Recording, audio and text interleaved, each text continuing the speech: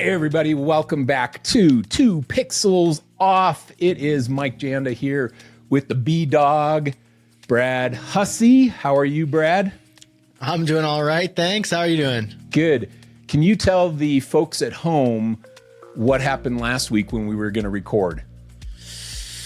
Yeah, I left Mike high and dry. I was testing his... I stayed on for 40 minutes and I texted you twice. I was like, hey man, you coming? And he totally ghosted me. That's what he did. I did. He totally ghosted me. Ghosted him and left you high and dry. Just putting you under pressure and seeing how you perform under duress. So I told a few people that you hung me out to dry, and they said, Mike, it doesn't even really matter if Brad's on the podcast or not. You should have just done the episodes. Everybody comes to it to listen to you anyway. Brad barely contributes anything of value ever. Yeah. You should, next time that happens, just do the podcast. In fact, one person said, and I quote, I wouldn't have even noticed if Brad wasn't there at all. So there you go. There you go. There's a quote from there. It's a direct quote from John from Cincinnati. Thanks, John from Cincinnati. I didn't like you anyway. Welcome to 2 Pixels Off, a podcast for creative entrepreneurs. All right. Well, all that stuff is only partially true. Like the general news media that we get everywhere else in the world. And we will delivering get fake started. News to you from TPO. It's as true as anything else. Yeah. All right, here we go. Today we are going to talk about the positive and negative trends in the creative agency space. Now, last year, at the end of the year, Agency Hackers and Wix Studio did a joint report about the agency kind of forecast. In fact, it's called the Agency Forecast Report. And the purpose of this was just to gauge the current state of the industry and how agencies are feeling and what are the problems that they're dealing with. And so we're going to go through this report with a fine-tooth comb and discuss the findings, discuss some strategies that you can put into place, probably give you some you're not alone vibes if you're feeling any of these things that are happening in your current business. This was a report by 80 different agencies that were surveyed to give their feedback on this questionnaire and what they're seeing. So we got a lot of stuff to talk about and break down. Brad, do you have anything you want to contribute? You can give your best effort right now to give a morsel of value if you can find anything valuable to say, and then we'll jump into the content. I'm on it today, man. I am going right for the jugular. Zingers. You are giving yourself points. Yeah, man. You're doling out Janda points left, right, and center to yourself. The thing that I might say maybe is devil's advocate, maybe just to help provide another perspective on this it's actually not my thought or my idea here, but someone in the creative crew community posted when this report came out. Someone asked like, "Hey, what are your thoughts on this? You know, some interesting findings." And so anyway, this gentleman commented and said, you know, with his experience in agency world, he said, "Yeah, I generally agree with a number of these things." But he also said it's easy for people who are a little bit lost at sea, or they don't quite. And don't quote me on exactly what he said here. I'm just kind of going off of what I can recall. Sure. But he basically said, you know, don't take this as pure gospel. You know, there's a lot of room for wiggle room. He said, is 80 agencies enough for statistical significance? Is this applied to everybody? Are there always exceptions, or are there exceptions to these? And he said, all of it can be true. You know, it can be, this is really, really useful. And also there are exceptions and edge cases.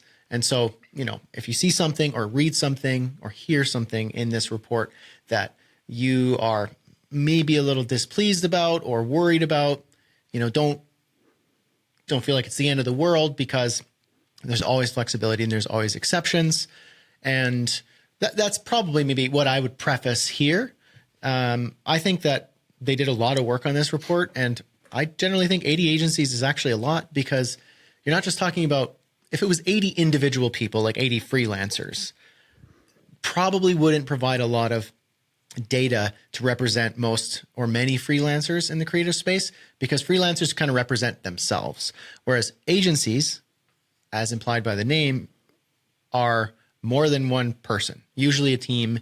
And I know agency hackers, and they're talking like real agencies, 5, 10, 20 people, maybe more in some cases. And so it's actually representative of a lot of people, and an agency works with a lot more clients than a freelancer. So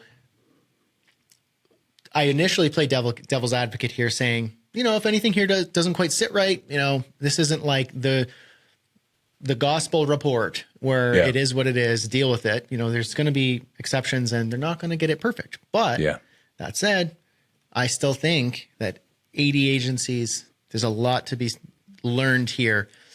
Because if you were able to pick the brain of 80 agency owners and teams, I think you'd actually be getting a lot of insight. So that's what I think. It's good. It's a good sample. There was something I remember so distinctly when I learned the difference between qualitative and quantitative feedback or data.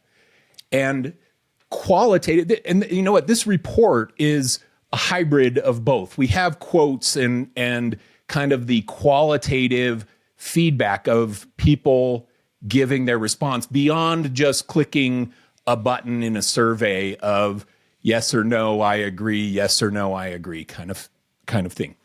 Yeah. Qualitative feedback is anything beyond the 7 or 8 responses becomes largely redundant. Like if you're doing qualitative surveys or qualitative research on a certain segment, and you talk to 7 or 8 people in that segmentation, then you're getting 80 or 90% of what all the other responses would be from all the rest of the people. Now, quantitative research or quantitative data is the stuff that it is oftentimes hundreds or thousands of people who give you the response. And you can see this in some election cycles. You have these elections, they come out and everybody has this poll of, okay, well, so-and-so is winning in this state or that state or whatever. And then when the actual election happens, the other person wins. We've seen this a few times recently in the United States, these last few elections. And that's because the data that the news outlets are sharing is quantitative data that is basically, if the election was tomorrow, who would you vote for? And they say yes or no. But the qualitative conversation is the, why would you vote for that person? What would sway your vote from this person to that person? The more in-depth psychological responses. Now, I think 80 agencies is great from a quantitative standpoint, but I like that this report has some qualitative feedback in it as well. And this is why, Brad, and when I learned this, I just remember it so clearly. And I was in my career a few years before I learned this and understood this difference. But this is why focus group testing, it's a room of 7 to 10 people, man. It's not a room of 400 people. Because in the first 7 to 10 people who give you qualitative feedback, you have all the responses that you need, and the other 390 people aren't going to change any of the things you already learned from the first 7 or 8. Right. Anyway, I think I'm just throwing that out there for the little pixels out there listening. If you haven't understood that concept yet, that's an important one in the industry that we serve. All right. Let me give you another thing. This is off of your talking about maybe some of these things aren't true, or they're true for one agency and not true for another. And what we don't have here is how big were the agencies, and you alluded to that. Mm-hmm. Is this a 5-person agency? Were 80 of these people 5-person agencies, or were 80 of them 20 plus people agencies. We don't know those pieces of the data. Now, if 80 of them were all solo freelancers and all operating in the western states of the United States, then we can say, okay, they're all similar in location, similar in freelancers, and how long had they been freelancing? They all were freelancing 3 to 5 years.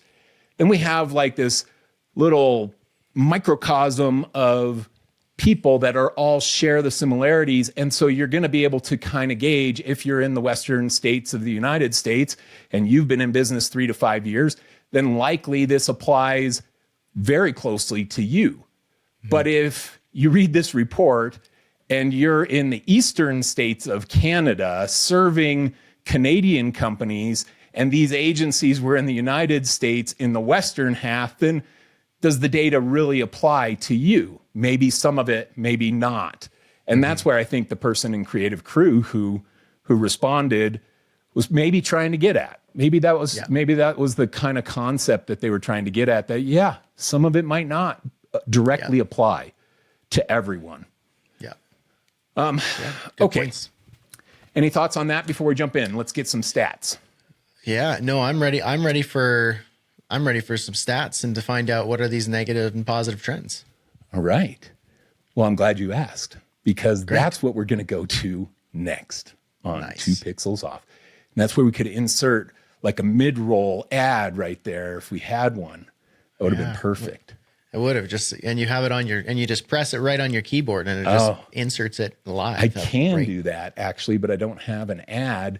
But if I did have an ad, I would advertise Creative Crew, a free community for creative entrepreneurs. You can join Creative Crew. You can get boot camps. You can get some great lectures, guest lectures. You have things coming up about pricing and financial management and SEO and things. I was just looking at the list of stuff, lots of website stuff. So if you are offering those services, check out Creative Crew. It is a free community that is brought to you thanks to Wix Studio, but it is not all just Wix Studio content. There's a ton of valuable information for any creative entrepreneur in there. Hey, I just added a mid-roll, Brad. Dude, I'm freaking slaying this. You didn't even you didn't even rehearse that, and you kind of just knocked that one right out of the park. It was so good. All right. So check out creativecrewcommunity.com. creativecrewcommunity.com. Or just do a search for Brad Hussey Creative Crew and you'll find it. There it is. All right. Here we go. Headline statistics. The overall report was good, not great. That's the kind of first line that they go into here. The agency world is good, but not great right now. The overall confidence between these different agencies was a 6.58 out of 10. 6.58 out of 10. So that's like a 65%. Now, is that good? For me, that's kind of a meh level of confidence. And there are a couple of quotes on here. Let me just read a couple of these. And Brad, you can give some color commentary off of any of these that we hit here. It's tough, really tough, says one agency owner. There's too many agencies chasing fewer pieces of business. Here comes another one. It's just challenging at the moment, to be honest with you. Cash flow is difficult. Client acquisition is challenging. We're finding it hard. I'm going to give you one more, Brad. Okay. I've been running the agency for 13 years now, and this feels quite different to any experience before. It's every single thing. It's the team. Everyone wants more money, and burnout rates or stress levels are rife. It doesn't matter what we do internally. It's the state of the world. Then from the client side, budgets are tough to get.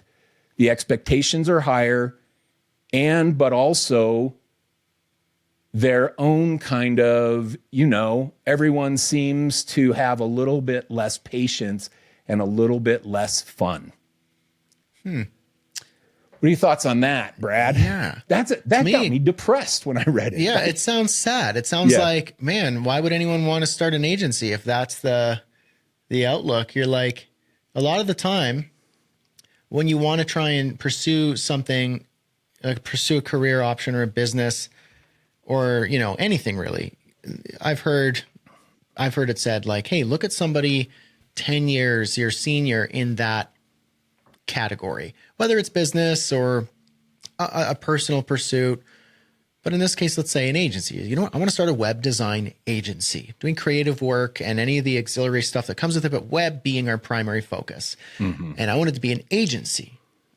Okay, let's look at something like this. This is perfect. It's a great sample size of like more experienced, maybe senior or almost senior agency owners. Again, we don't know exactly, but if we assume that they've been in the game for 5 to 10 years, then you look at it and go, oh, dude, based on that, I mean, they don't seem like that pumped. Like, do I really want to go down that direction? Or is it that I do want to go down that direction, but what they're doing is not working, or the way they're doing it clearly must be an old way or an outdated way, or something needs to be tweaked or updated to revitalize the excitement so that they're like, cash is good.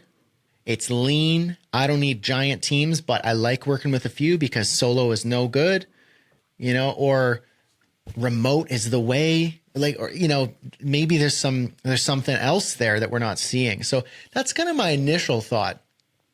And I know from a personal experience as a solopreneur who's leveraged other human resources by like subcontracting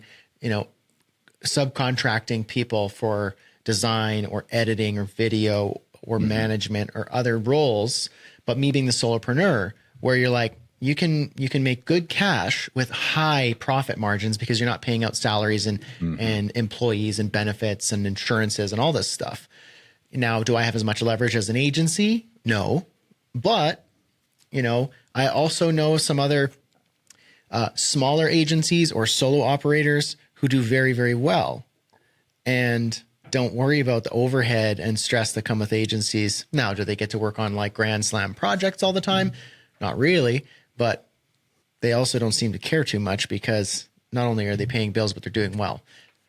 Now, that's one thing to be said, you know, about agencies versus solo operators. You know, there's a gentleman I know, his name is Hunter Hammonds. I've interviewed him in the Creative Crew on one of our guest sessions, and that replay's there. And he's a founder of a company called Assembly, and Assembly is like an umbrella company. He owns a lot of companies, and he's like a serial entrepreneur, but in the creative space. And his primary business is Off Menu, which is his agency, which from what I understand, they do brand and digital, so brand and web and product. And they are an agency, but they're a remote agency. So Hunter's at the helm, you know, as the entrepreneur and the owner.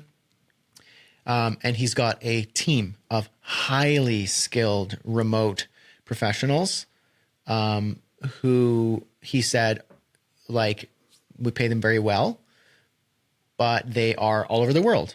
Yeah. And so you get the advantage of, you know, parity pricing, lower cost of living. You're not paying in US dollars, or you are paying in US dollars, but it's a more, you got more headroom. And they're really, really great. There's a great talent pool in different parts of India and even Africa and Eastern Europe. There's a really great talent pool, and they're hungry and good and ready to work. And they charge less money based on, say, if you're hiring someone from California or New York or Toronto. Now, so I think that's kind of his model, and they do very good work, and they have a really great model in terms of how they offer. It's not a subscription style. It used to be. They used to do like $15,000 a month, and it's like whatever, unlimited style, but it's premium. But they've since changed their model, and I'll finish here so we can keep going. But this is just another perspective here. Yeah. They say projects start at $15,000, brand, web, or product, fixed pricing for each package. And the way that they got it mapped out is they give you a fixed timeline and a fixed price. and they tell you what you get for it. So, for example, if I wanted to do a brand and let's call it like a website project. They'll say a small website project of 1 to 2 pages, design and dev. So you're getting creative and everything that goes with it, and development. So they don't cut corners. Like, I know their process, and it's very legitimate. It's there's a lot of exploration, and all the work they create is good. It's 1 month, $20,000. So on the premium side, but they usually work with bigger brands, or, maybe creators and certain software as a service and founders, and they got a budget for it, and they know these guys are good. So it's fixed in price, fixed in timeline, and fixed in outcome. You know exactly what you get. What it looks like might change and vary, but they take on the risk of saying, maybe this company coming to us, and they're a golf simulator company, maybe like what they need is actually really complex, but it's still only 1 to 2 pages. We said it's 20K in 1 month. We're doing 20K in 1 month. But maybe they get another project where it's incredibly simple and in scope, but it's still 1 to 2 pages, small website, design, dev, 20K, 1 month. And from what he's reporting, they're doing very well. And that model is working very well. They're highly optimized. They use AI. They use remote work, really great systems and processes, and they have a productized offering. A lot of the time, I wonder with these agencies, they're doing the traditional agency thing, which is very, in the weeds, very bespoke, very custom at every step of the way. And maybe there's just some clunkiness there, some crud on the gears that maybe makes them feel 6.5 out of 10. Yeah. I like what you're sharing there. And I would go back to this one testimonial on here, this quote on here, that I've been running the agency for 13 years now. And this feels quite different from any experience before. That's the one that last one that I shared. Now, I ran my agency for 13 years before I sold it. And I had 2 major pivots in our service offering during the 13-year run. 2 major pivots. And where I had to change, or I would be out of business. So the agency services had to change. Example number 1 is the first 5-6 years of my agency, Flash was probably contributed to 75% of our total revenue. We were doing $1 million plus per year in Flash design and development stuff. Yeah. And then all of a sudden, bam, it's gone. I had to pivot, and we pivoted to enterprise level websites, and we're able to continue to grow, but it took a major pivot because things changed. In those moments when that pivot was needed, my outlook was miserable. I would have been like, oh, what do you think? How do you think the agency industry is going? I've been like, it sucks, man. It's like a 3. Because my agency services were antiquated overnight. Right. Now, I had to change and pivot in order to stay solvent. And maybe that's the kind of thing here with this longer quote, and this is kind of what you're getting to. Is it something where there are these legacy services and things? Because things have changed dramatically in the last 13 years from what they were before, and changing even more today, with all of the AI tools and things that are really transforming the way that the creative industry works. So that's thought number 1 related to that. Maybe there's a pivot. The number 2, though, I would say we got to take some of this at face value and not just refute these statistics. People are saying it's hard out there. I have people in my community that are struggling. One agency owner had to lay off some of his team recently, and I helped him navigate that process. But that's a tough thing to do. It was economic impact that was affecting it. It was because things were tough out there for his agency. So I think the takeaway here is that if you're feeling that in your agency, that your outlook is a 6.58 out of 10, you're not alone. You're not alone. That was the average. Now, of that, 35% of agencies rated their confidence as 7 or higher. So there could be several of you listening saying, yeah, no, I would say I'm confident like an 8 or 9. Well, you're part of the 35% that have that positive experience happening right now. 15% of agencies rated their confidence as 5 or lower. Now that's pretty low. 15% were 5 or lower. So we have a mean score of 6.58. By the way, Brad, mean means average. That's what that means. The mean. But does it? Yeah. But does it? Okay. So, sorry for those of you at home, because when I said mean, Brad was like, "Why is the stat so mad?" That's what he was thinking in his head. Why is the stat? How can a stat be mad? All right, an angry stat. I'm on a roll today. Okay, Crushing it. let's jump into some more statistics here. Financial performance. 42% of agencies reported revenue growth in the past 6 months. I look at that that's pretty optimistic for me. Like I had not a lot, but I had years where the revenue was similar to the year before. And then I had years where we growed exponentially and had those growth things. So 42%, I would look at that and say that's pretty high. There's pretty solid chance that many of you are seeing revenue growth right now.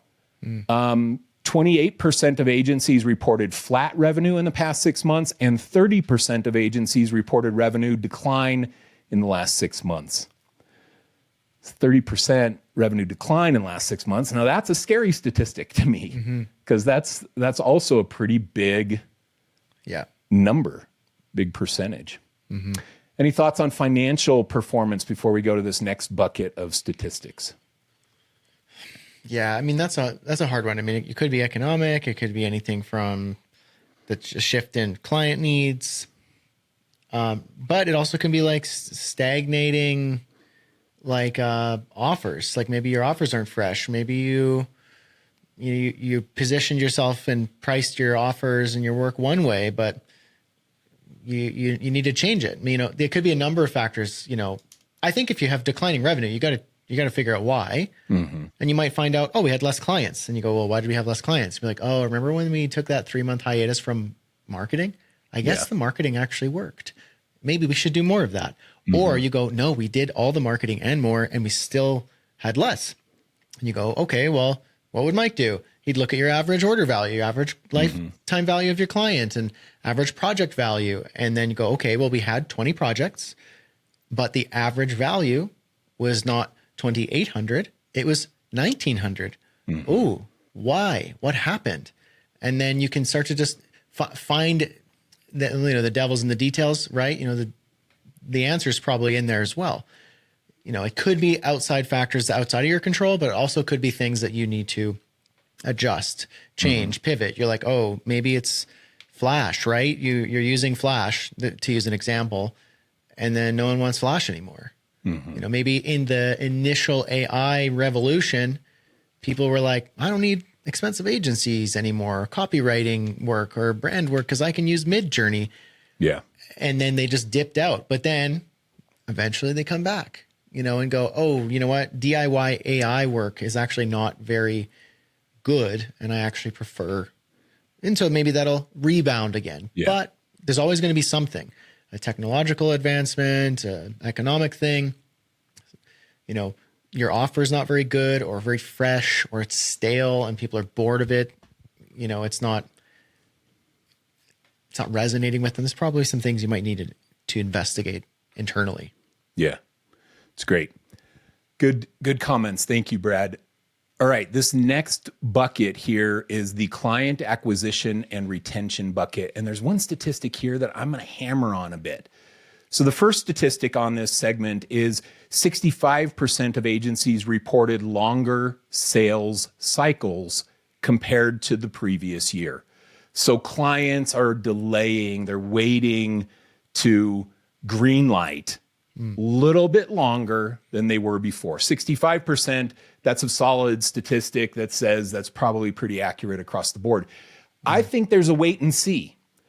In the world right now. We have a couple of wars that are going on. We have changes in the US government, which affects a lot of the worldwide economics, and we have a change in there. And so we didn't know in the world what was going to happen there. And we still don't know what's going to happen there and how's that going to affect the overall economic conditions of the world. We have those things that are all happening right now. And clients get generally in a wait and see kind of mindset. And I think that we're in one of those phases right now. So if you're seeing these longer sales cycles, just chalk it up to a wait and see. Clients may not greenlight as quickly as they used to when things are booming and there's a high level of confidence in future economic conditions. Mm-hmm. Yeah. Yeah, no, that's a great point. And then maybe you can anticipate that, just like when you know Black Friday is coming and certain holiday sales are coming, or it's Q4, and if your clients are often corporate, they have budget that they need to spend. You can almost anticipate certain seasonal things or events in the world that happen. You can almost anticipate that. And so maybe and it could be anything from go hard in marketing and try something new in terms of marketing in like economic uncertainty. Like maybe you try like a spin-off product. It's a productized service and you try something and you go, look, we're probably going to dip down here. We got a lot of wait and see clients.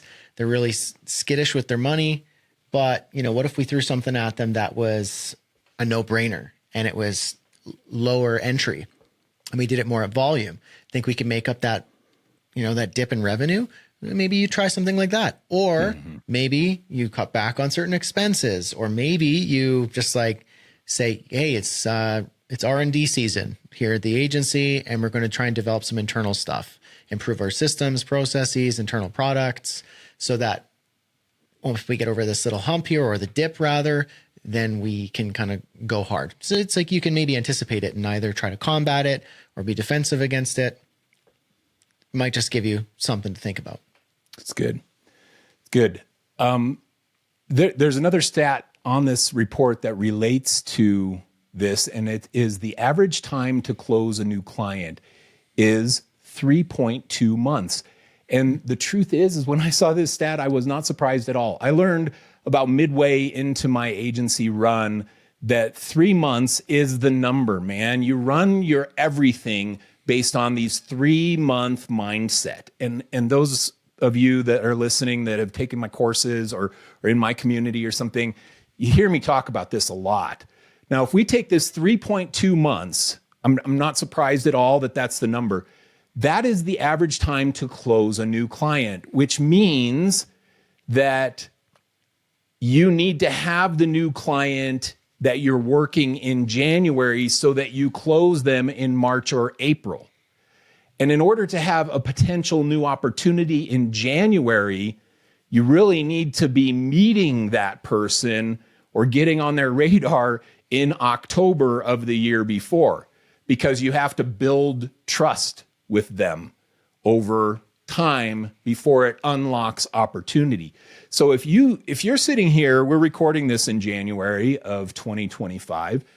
If you're sitting here in January and you are not working new relationships, then the likelihood of you having new clients by June is very low. You have to be meeting new people today, and the new people that you nurture today, next month, and the month after will become new opportunities for you in April.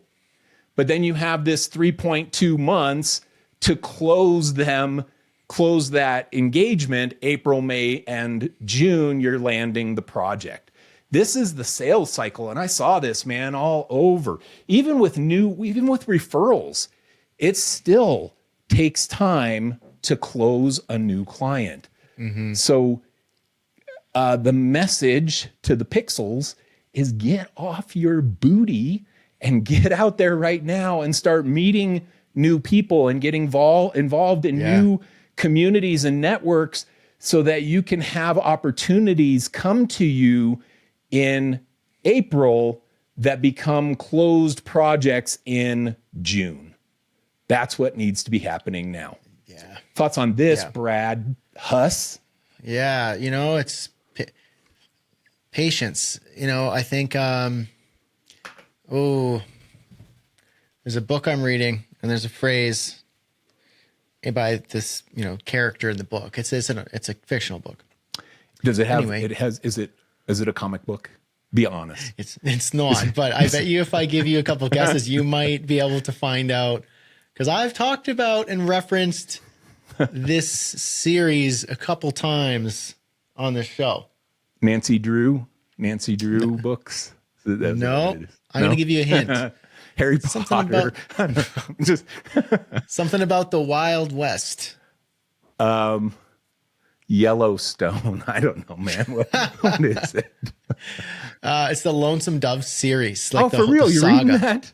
Oh, yeah, man. Good. I never read that as a kid. I've never read it either. Yeah, that was interesting. Big. That was big. It was huge. Apparently, for me, it was novel, meaning like new. When I just came across it last year. Yeah, and I was like, oh, I love this. I'm going to get into it. And I've been listening to audiobooks, all of them, and they're giant books. Yeah. And I love them. And so when I talk to people about it, I talk about it like it's new because it's new to me. Yeah. And they'll be like, oh yeah, like we were told we had to read Lonesome Dove like as a school project back when it was in elementary school or high school or whatever. And I was like, what? Seriously? I'd never heard of it. And I think what I realized was because where I live now, like we're near the Rocky Mountains, the prairies, like it's very much like it looks like the Old West, I mean, we've got modern amenities and stuff, but if you were to look at the landscape, a lot of American movies that kind of want to use the Wild West as like a backdrop, they come up this way. We have a lot of like towns that look like frontier towns. The Ghostbusters movie, the new one was filmed in a small town just about 30 minutes from here. And so it's kind of like, it looks like that. Rolling prairies, foothills, Rocky Mountains, cowboys, all that stuff. Right. And so anyway, here, when I tell people, they're like, oh yeah, like that's because we're kind of like the Wild West. It was almost part of the culture, like to learn about like what it was like here and in the American West, we had some outlaws and stuff here. They jump the border and they go to Canada to escape certain things. And so anyway, we've had stuff here, but I'm from the far north in Canada, like up in the tundra, Northwest Territories, and it's not the same. It's not it's not the culture at all. It's not Wild West. It's not the whole cowboy Indian thing. Like it's not that. It's very northern and Arctic and that sort of, so we had a different set of things that we needed to learn. So anyway, my point here in this book, bring it home. To come back home to here, a point. I'm going to rope it in here, all cowboy. Right, I'm ready. Haste makes waste. One of the cowboys said, haste makes waste. Haste makes waste. And it was in the reference of, if he makes hasty decisions here, he's probably going to get killed, because it was like the Wild West. So he always makes these really kind of slow, prudent decisions and think things through to kind of cover his bases. And so in this case, 3.2 or whatever it is, month timeline, if you're hasty and you're panicked, like you got 3-ish months that this cycle has to happen. So you need patience. And so you need to have a few things on the go at once, but you need to know, like, if you're not closing this by like next week or next month, like that's the point. And if you're hasty, remember, like haste makes waste. Slow it down. Know that that's the cost of business in terms of time. And there's ways to mitigate that, but that's, something that I would say. I love it. And I'm going to bring this back home to you right now. All right. So Lonesome Dove, I've never seen it. It was a big mini series like in the 80s or something. They made a big TV mini series on that. I remember. I didn't watch that, and I didn't read the books, and I didn't listen to the books. But we're talking cowboys now, and this haste makes waste mindset reminds me of the gold rush back in the 1840s or so. The gold rush to California, and all of these people from the eastern United States that were settled go on this rush to strike gold in California and the northwestern United States, where they were finding gold. Yeah. I looked up the thing and it said, I tried to get a stat on how many people lost money in the gold rush. The estimate is that 300,000 people went on the gold rush. 300,000 people, but few actually made any money. I wish I had a better statistic other than just few, but 300,000 people. We had a gold rush couple years ago. The gold rush was one of these Bitcoin crypto surges. And there were agencies, I coached some that were like, I'm going all in on crypto, change their whole marketing, change their whole target customer to crypto, spinning up these NFTs and stuff. Oh, it's the gold rush. And everybody wanted to be the next whatever ape, something, grape ape or whatever those apes were, and that were selling their crypto NFTs. Yeah. And very few people made money during that era. In fact, by the time most people were investing in crypto, they were going to lose because they were buying at the spike because of all of the rush and craziness that was going on. Be careful of those moments. Yeah. That's the takeaway. This haste makes waste is true, and watch out for the gold rush when you get that enthusiasm. I'm going all in on crypto, going to change my whole business around crypto, and then crypto 3 months later is back down to the levels it was before, and blah, blah, blah. Anyway, some of them are back up now. I mean, Bitcoin is going through the roof lately, last handful of months. I bought crypto during the crypto gold rush of a few years ago, Bitcoin. And at the time I lost a little on Bitcoin, but now I'm way up on my Bitcoin because it's gone crazy again. Yeah. It's okay to dabble in that stuff, but when do you go all in? That's the big question. Be careful on that. Yeah. Yeah. And the whole going all in thing, I feel like is a reckless thing in terms of, I mean, I'm sure the going all in on certain things, it's not true across the board. I'm sure going all in on some things is actually a good thing, but in the context of like business and your finances, like it kind of just like, you gotta hedge your bets and you gotta protect yourself and you gotta do this, but then have another one here. And like, it's kind of a game of like mitigating risk. And, okay, they say bigger, no reward without the risk, big risk, big reward, but also big risk, big, loss. Fail. Yeah. Big fail. It could be catastrophic and you're out of the game. Whereas if you're like, look, I'm going little risk, long time, then that's the one who's going to win. And okay, maybe it wasn't this dramatic Hollywood style story of success, but you're like, I didn't lose sleep at night and I did pretty darn well. Yeah. Yeah. Keep it in perspective. Yeah. Okay. Good conversation on that. Let's go through. We have 1, 2, 3, 4. We have 6 negative trends that came out of this report. And let's just kind of go through these somewhat quickly. Sure. We're going to do a 2-parter on this for those of you listening, by the way. We're going to go through some other statistics and findings in this report in our next episode as well. So today we're going to start with these. We're 43 minutes in. We're not starting right now. We're going to close with these takeaways of these big rock statements that came out of this report. The first one is, and we've already touched on this, clients want more for less. That came out of one of the quotes that we read already. And here's another quote. Clients' behaviors and cost expectations are just so different, says one agency leader. Everything's good. Everything's positive. You're showing them the work. We're talking about their problems. And then you get to costs and it's like double what they thought it would be. Yeah. So again, we could go all day long saying, well, what was he pitching? And is this a blanket statement? Did this really happen all of the times? Or did this happen once or twice out of 10, but it was so impactful that they have embraced that as the overall sentiment when it really wasn't in the deeper statistics? That's the stuff we don't know. But I do think that there's truth in a trend that clients want more for less. And the reason I think there's truth in that, because that has never changed. That is the way it's always been. Clients want more for less. Mm-hmm. They want more for less. I mean, that's just consumerism. Yeah. Reality. That's just like your human psychology. It's like, give me more for less. Like, I don't want to trade. I want to trade you as little as possible for what you're offering me. Yeah. Even if I think it's great.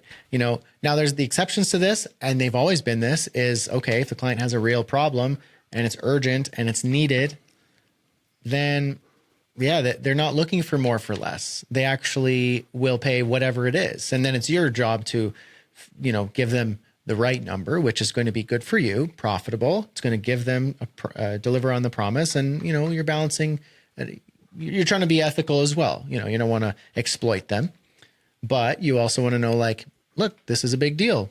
And to quote you, this is how much I need to make your problem my problem, because your problem isn't, I need some marketing and we've got some plans and then a little website and we kind of have a product idea and blah, blah, blah. You're like, that's not an urgent problem. That's a muddy problem. And it's obviously, it's undefined. And so it's not really valuable.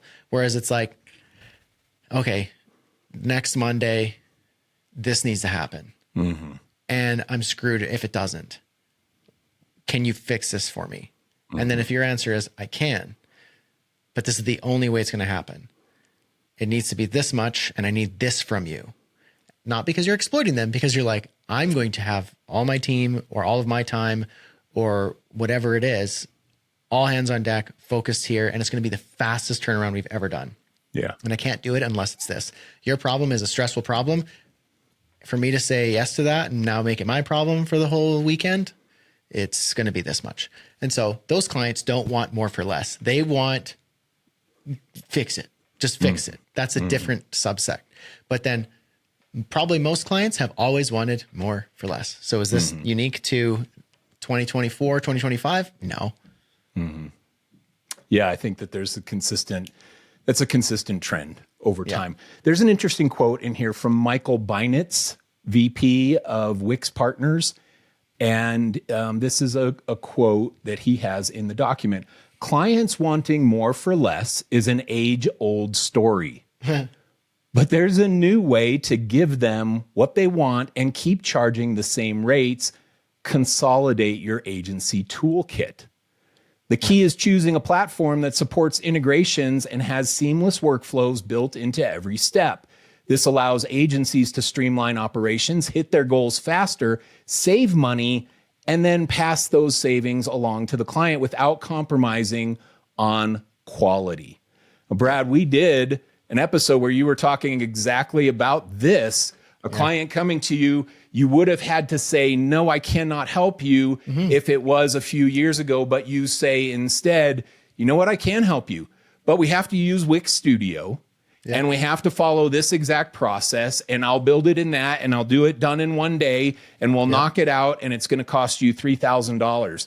That's the kind of approach. But that doesn't exist without the consolidation of a toolkit. And that's one of the things we use Wix Studio as an example in a lot of the stuff we talk about here, but it's one of the things Wix Studio has done so well. When it has all of these tools integrated into one platform, it makes that development time so much faster.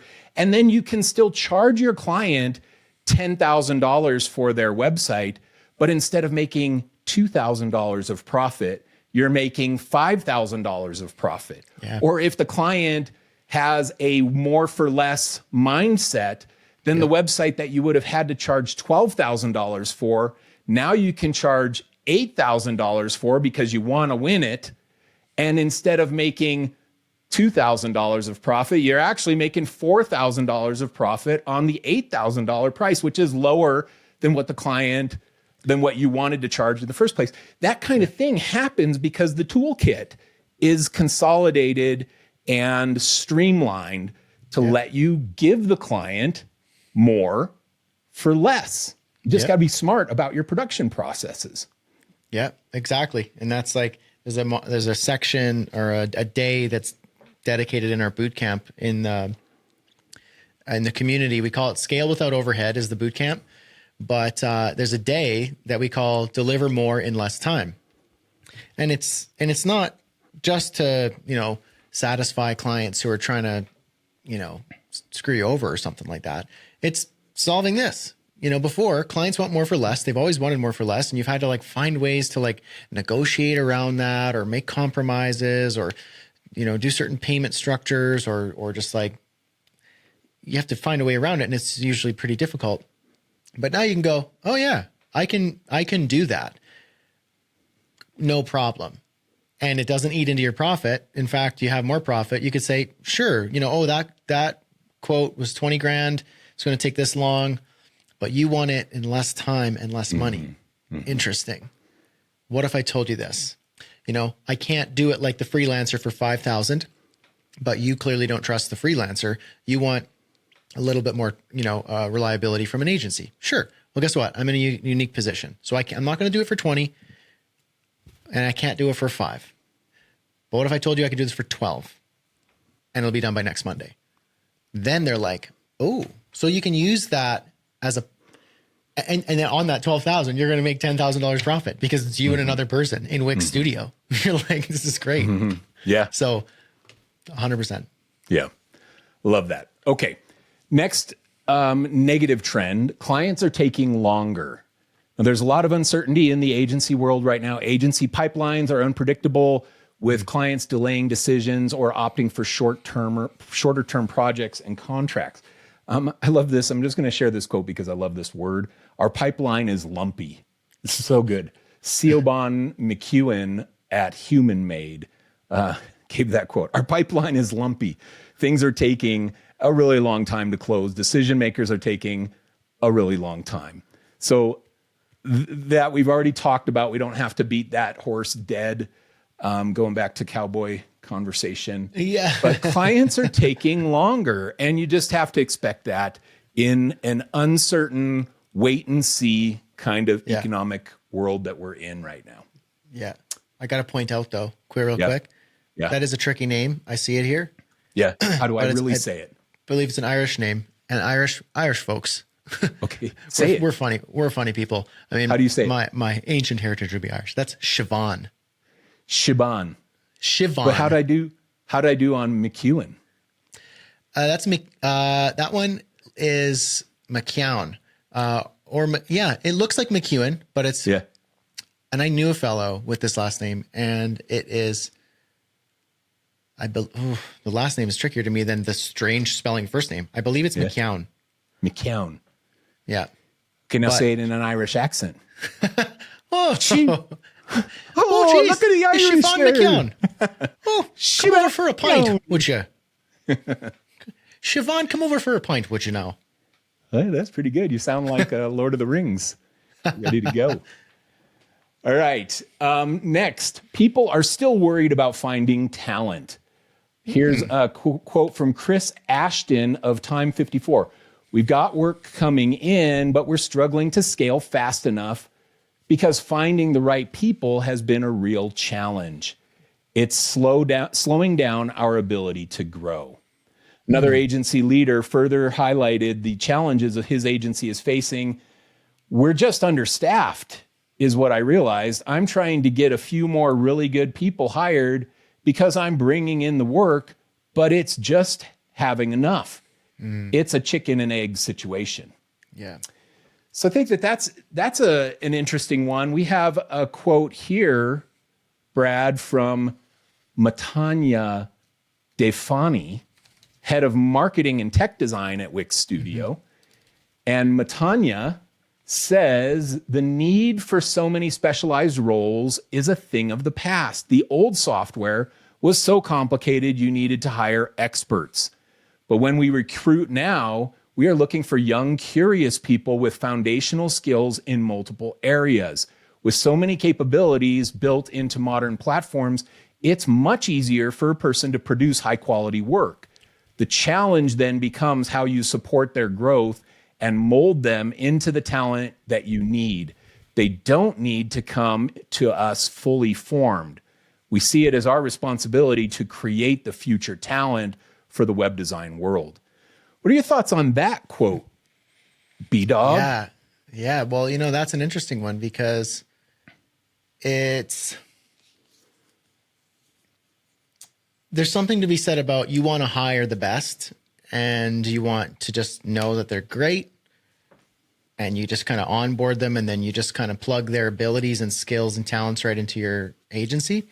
But there's also something to be said about nurturing talent and just being like hiring based on pure hunger and work ethic. And they're like, look, I'm young or a junior and I don't quite have like the 5 years experience in this and 10 in that and 3 in that. You're like, but like, I want this and I'm hungry. And you can have someone who's got all the skills and experience and they're a little lazy or resting on their laurels. And you have someone who knows none of that and who's incredibly hungry. That's a dangerous person for the person who's getting a little lazy, because that person can learn all your skills. Skills can be learned and they can be learned quickly. If you want to learn a new programming language or AI or build an AI chatbot, you could take some courses, watch some YouTube videos, you can read some books, and you can have AI help you. And within a year, you're like, yeah, I'm good at this now. Yeah. And I'm hungry. And so I'm going to keep that learning. So it's almost like, do you hire talent or do you hire hunger? And so that's something to be, Hunger. Who's like all the way, right? Yeah. Now, here's another thing to be said too. I just interviewed a guy. His name was Jonathan Lopez, and his agency is called Blue Hants 360.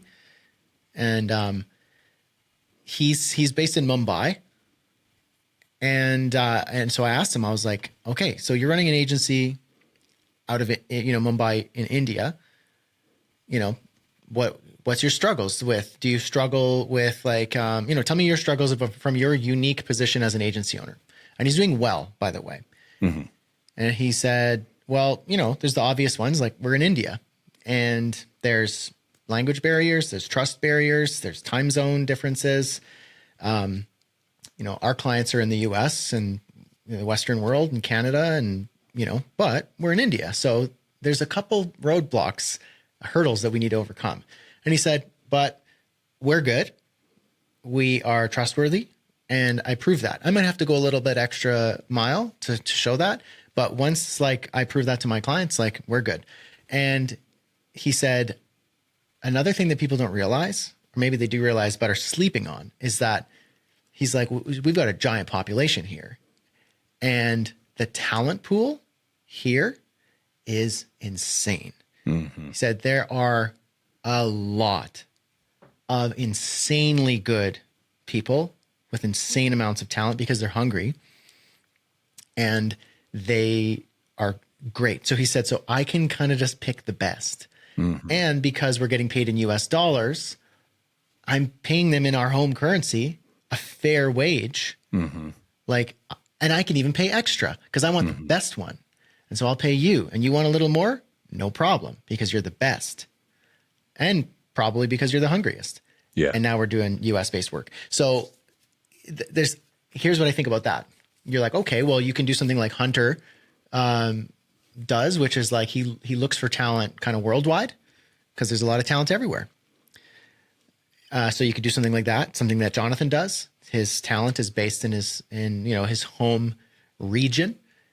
And so he can kind of pick the best. But there's also something to be said about, okay, us in the West, if you are a freelancer or you are looking to get work, there's an opportunity for you here to not be lazy and to just think, well, I guess I'll learn slowly here, or I'll take my time here, or I'll complain over here. You're like, meanwhile, there are other people who are going to eat your lunch and they cost less and they're better. So do something about it. And so it's almost like a call to action, like, hey, if you want to be a valuable freelancer for these agencies who are looking for they're looking for talent. They want to pay people and they're looking for good talent. And they're like, I can't find it. You're like, well, that just sounds like you have a bunch of lazy freelancers who aren't trying to upskill, or they're pigeonholing themselves into one craft or to one tool. They're not learning and being hungry. They're being lazy. That's kind of my harsh opinion on that, perhaps. I have that same opinion. I was so hungry when I first started out, man. I realized with my first job, which was at Alpha Graphics, I think I've shared that story before, and it was at the copy store, man. That was my first designer job. It wasn't even a designer. It was so, to me, the very bottom, and it was embarrassing that I was a college graduate and that's where I started. And so it just sparked me to learn like crazy. And I taught myself web design, Flash, coding, all the stuff that was booming in the late 90s.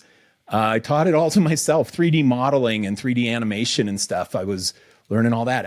I was so hungry. I was just spending hours. I'd come home from work and spend hours being hungry and learning all of that stuff. I did the same thing when I was growing my agency, but I did it on business knowledge. I don't have an MBA, but I've read so many business books, and I have the business degree from running a successful multi-million-dollar business that I grew out of my own sweat equity. That's what I have.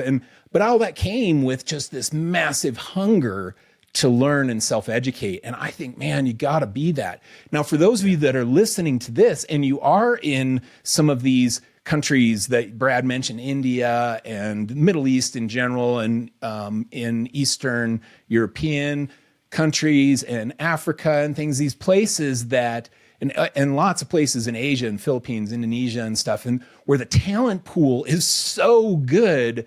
And now you have this report from agency owners saying that it's tough to find talent. Well, use that as your positive outlook. Now your outlook for the future of your business went from a 6.58 that we have on this report to a 10 right there, because you've got the quotes here saying, well, it's hard to find talent. Then go be talented. You need to reach out to these kinds of agencies and say, hey, I saw your quote in the agency forecast. I'm talented. I want to work for you. So don't be afraid to go and get it like that, because I know the talent pool. It's interesting, because when I started building my Instagram, this is like 2020 or so, and I started building my Instagram audience and meeting so many people from all over the world, and I was blown away at the talent level of people in countries that had a bad label on them from a talent standpoint. Because I was running my agency in the early 2000s, and people were like, oh, outsource to India. And it was so challenging because of technology challenges. And it was so new of an opportunity for people in India that the talent pool just wasn't there. I think the development talent came first, where you started having a lot of very intelligent developers that started to emerge out of the Indian market in that kind of late 2000, early 2010s.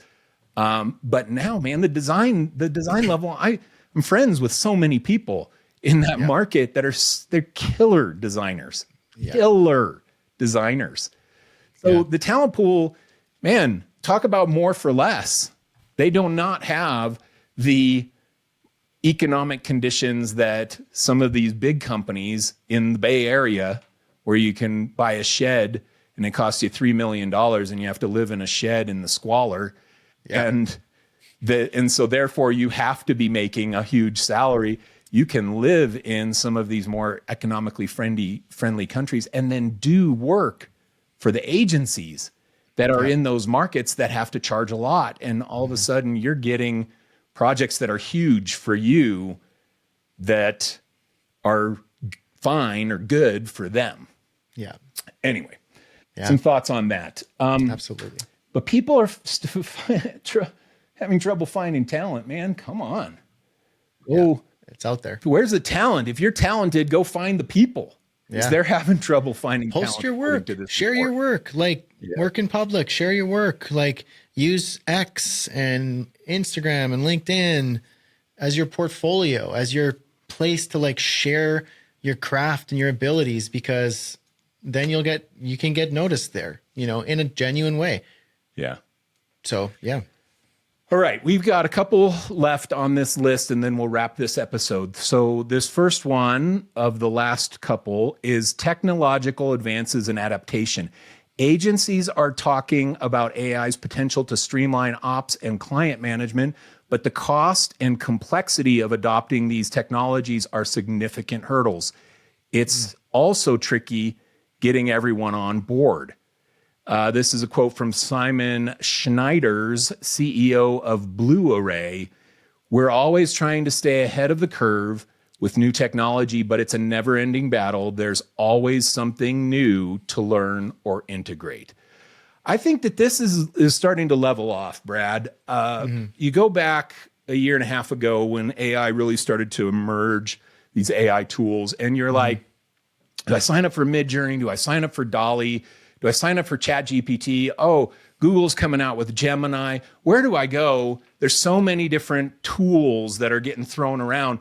But now those tools are getting more consolidated. Wix Studio, for example, has AI tools built right into the platform. You do not have to build in Wix Studio and design in Wix Studio and then go to ChatGPT to have filler copy written for your site by AI. You can do it right inside the tool. And we're starting to see that consolidation. I think that this is going away, this problem that AI is not sparse tools around. It's that all the tools that we use incorporate the AI features that we really want or need inside of them. Gmail, just yesterday in my Gmail, I finally got access to Gemini in Gmail. And so now it's popping up all these little prompts and things for Gemini in my Gmail interface. And I'm like, okay, good, finally. Thank you. Without paying for Gemini? Yeah. I just got that too. And I was like, wait, did I? Go ahead. I pay for Gmail. I pay for my business account of my Google thing, my, $7-10 a month or whatever I pay for that and have for years for my custom domain and all the stuff that I have on there, my Drive. But I don't pay separate for Gemini. It's just built right into it. Apple is doing that too. Apple Intelligence is built right into the Sequoia 15.2. Yeah. So if you've got an iPhone 16, I authorized ChatGPT in my Apple Intelligence stuff. I have a ChatGPT account, but I didn't have to log into it to use it with my Apple Intelligence stuff. So Apple has done some deal with ChatGPT, OpenAI to incorporate that as a feature inside of their stuff. I don't know, but my point of this whole sermon of this part is that this is going away. I think the stuff is coming to you rather than you having to go and find the stuff, the new tool, the new AI tool, whatever. It's coming to the tools you already know and love. Photoshop. I mean, you used to. You can generate images. You can do it in Adobe InDesign. You want a picture of a bird on a beach, and you can type in the prompt, and it makes the picture for you. I don't have to go to Dolly and do that. I can do it right inside native to the software. Yeah, exactly. Yeah. All right, next one. Ghosting just feels normal. In the agency world, ghosting has become an unwelcome specter haunting the pitching process, right? Whoever wrote that is super proud of themselves, and they should be. That's a good line. Good job, writer, whoever wrote that. That's just the thing. It's normal. I think I would chalk this one up to the volume of correspondence or the volume of messaging that we receive every day. You just can't help but ghost some of these people. And my rule is if I have a real relationship with them, or if they genuinely follow me or are interested in me or know about me, then I'll respond. But if they're just spam bombing me, man, I don't reply to that stuff. But I get it every day. Yep. It's just part of name of the game. There's more noise now, so it's easier to ignore, and there's more of a incentive or a draw to just ignore stuff to make it go away. Because you're like, oh, I don't want to respond to that. Like,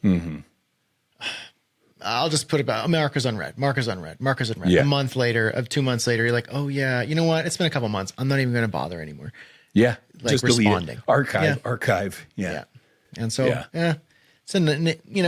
get more creative with your communication, get more authentic with your communication, suck it up, follow up a few times, maybe try more authentic, genuine relationship building, play around. Yeah. Yeah. Relationship. Don't lead generic. Lead with their name. Lead with something personal. Yeah. Yep. Okay. The final one, and we'll wrap with this. Everything is unpredictable. Everything is unpredictable. It's much harder to be running an agency because there's so much you don't know, says Liz from Distinctly. You're always planning for the worst case scenario. So if you lose 3 clients in the first quarter, you're very defensive when people resign. You don't naturally want to replace them. You have to assume that client loss is going to continue. So getting that balance between too much capacity and not enough capacity is really tough, says Liz. That's a tough one. That balance, it's tough. I lived on the 3-month mindset on that. My mindset was if my numbers spike for a month, it's a spike. If it spikes another month, it's still a spike. If on the 3rd month, my numbers are still high, then I'm hiring. Because you don't hire on a spike and you also don't fire on a dip. I use the same model. If my numbers dipped for 1 month, I didn't lay anybody off. If they dipped another month, I didn't lay anybody off. I ate the losses. I funded those with my money that I had saved into my business accounts, funded the losses, kept my team employed. If on the 3rd month, my numbers are still dipped and the prospect forward does not look good, then I was looking at layoffs or cost cutting of some kind in my business.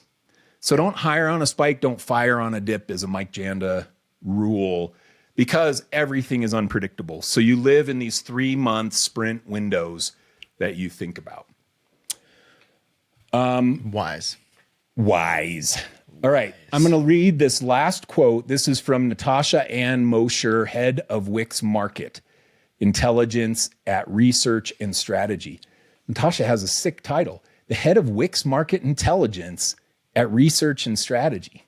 Nice. Sounds fancy. Yep. Natasha says the best way for agencies to counter unpredictability is to focus on delivering value for things that are predictable, even in the face of innovation. Here are a few examples. Relationship building. Making your clients feel seen, heard, and loved can go a long way toward generating repeat business. This includes proactive communications on project progress. Upskilling and innovation, constantly investing in your team's skills will keep your agency relevant in the face of a changing landscape and enable you to offer clients the innovation they need while maintaining your core values that keep them coming back. Process optimization. When you have solid workflows, your team can stay productive and responsive to clients even during uncertain times. Good comments from Natasha. Yeah. Brad, you have some closing thoughts for us as we wrap this episode. In the next episode, we're going to go into the positive trends that are in this same report here. Yeah, I think that, when it comes to the downsides of running the agency, you're never going to escape it. There's always going to be something. And I think it's nice to have like a report like this. It's a nice resource. So maybe you can find ways to mitigate it. I think something that comes to mind, what we mentioned is haste makes waste. If something's not working, like take a breath, take some time. You said don't hire in a spike and don't fire in a dip. Mm-hmm. It's like because haste makes waste. Give it time. Give it that 3-month timeline, and then look at it, and make more conscious and prudent decisions. So it's the name of the game. You're going to have these issues. And I think that, as long as you can approach them cautiously and slowly, I think that you'll be okay. If you're actually trying different things and you're getting resources like this report and even this podcast episode with some commentary on it, you're not alone in these issues. And, it's pretty normal and there's ways out of it, and I hope that what we talked about today, as in regards to this report maybe eases your mind a bit if you're like, okay, I'm not the only one here. Good. Thank you for the summation. Well done, Brad. Thank you for being the co-host of 2 Pixels Off. And thank you to the pixels out there. We should call them the pixies. Why are they not the pixies? That's pixies. Fun. That is, it works. That is fun. All right, put all a little you pixies out there. Yeah, we could put little wings on the TPO logo or something. Yes, I'm gonna go to Dolly right after this and see what it comes up with on the winged TPO logo. All right, everybody. Thank you so much for listening to this episode. We appreciate you, and again, appreciate Wix Studio for making 2 Pixels Off possible, and for making this entire report possible with agency hackers. Lots of interesting insights in here. Like I said, in the next episode, we are going to tackle the positive trends. So if you're feeling blue because of what we shared today, next week is going to inject you with a little dose of positivity on what's good happening in the industry. And we will see you all next week on 2 Pixels Off. Thank you.